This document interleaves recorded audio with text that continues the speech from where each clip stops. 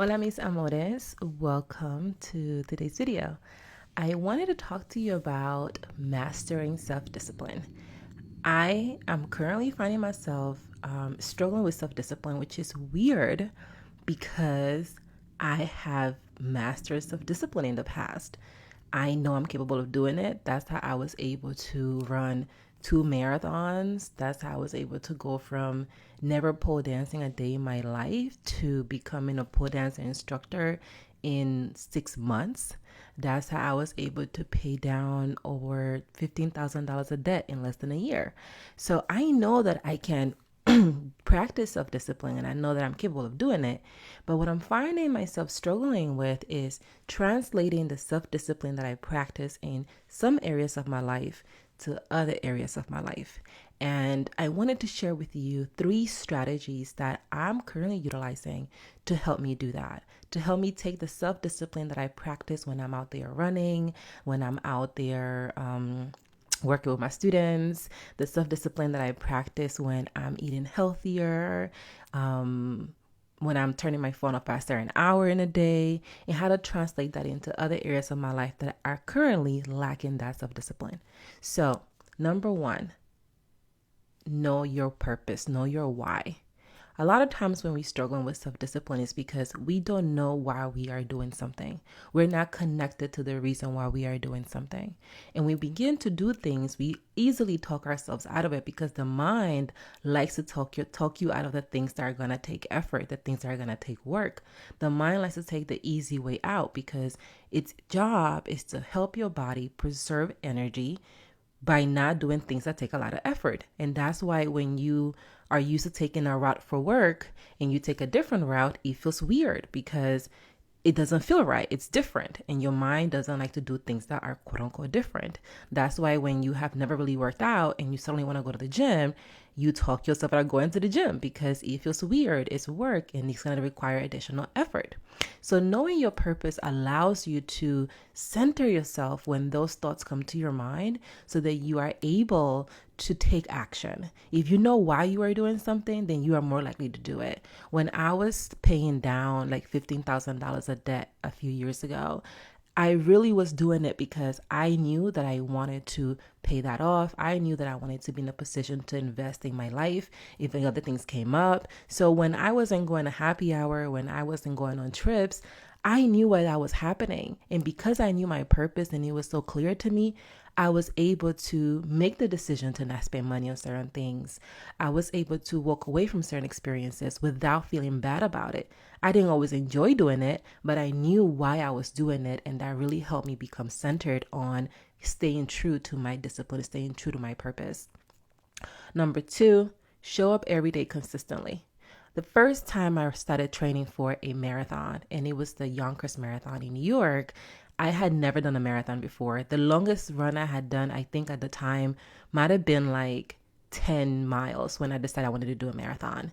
And I knew I would have to learn how to run 26 miles. It's not an easy feat. You don't just get up one day and it's like, I want to run 26 miles, get out there and make it. At least that wasn't my path. So I knew that I had to start slow, that I had to build myself up to running those 26 miles, to running 4 hours consistently, 5 hours consistently, because I had no idea how long it was going to take me. And a big part of that was showing up every day. There were days that I would be running and it'll be like 40 degrees outside. I had no desire to want to leave the comfort of my warm, fuzzy bed to go to 40 degrees outside to go running. But I knew that if I did not show up, then I will pay for that later. I knew that I might find myself struggling down the path because I wasn't prepared to run those 26 miles. So you have to show up even when you don't want to. You have to show up when you don't feel like it. A lot of us wait for motivation. I know that's something that I struggle with, waiting till I feel the motivation, till it feels right. And if you're always waiting for things to feel right, you're never going to do anything because things will always feel right. And they don't feel right because they're different, they are challenging. And you are not programmed to want to do challenging things. So naturally, you will struggle when it comes down to doing things that are challenging. And if you want to master your self-discipline, you have to master the ability to Put yourself in situations that are challenging, especially when you don't feel like doing it, because that's when you build that muscle. That's when you build yourself with those small steps over and over again. Number 3, forgive yourself daily. When you are practicing anything new, you're going to fail. Failure is part of learning. When you're starting something new, when you were a baby or you see babies starting to like walk, they stand up and then they fall back again. They stand up and they fall back again. By the standards that we have, those babies are failing every single day, but they get back up because that's how they learn to feel strong in themselves. That's how they learn that they can do it. That's how they are able to do it. So part of learning is that you're going to fail over and over again. And a lot of us have been taught that failure is bad, that failure is wrong. So one thing we have to come to terms with is that we have to forgive ourselves every day for failing, for not doing the thing that we know is in our best interest. If you are someone that's currently looking to eat better and you find yourself reaching for the ice cream instead of reaching for the healthy juice or the healthy fruit or vegetable, forgive yourself for doing that and give yourself permission to try again tomorrow. Fail today and try again tomorrow. And a lot of us don't get to that part because we feel like it's all or nothing. Either I'm getting it perfectly on the first try or I'm never doing it again. And we have to come to terms with failure is part of the process.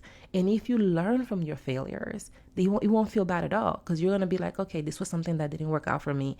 Let me plan tomorrow to make that happen. And every day you may find yourself doing things that did not help your situation. But when you forgive yourself for those things, you can start fresh the next day and give it a try without carrying the burden of feeling like a failure from the day before. So those are the 3 strategies I want to share with you on how to master self-discipline. Number 1, know your why, know your purpose. Be really clear on why you are doing the thing that you are doing.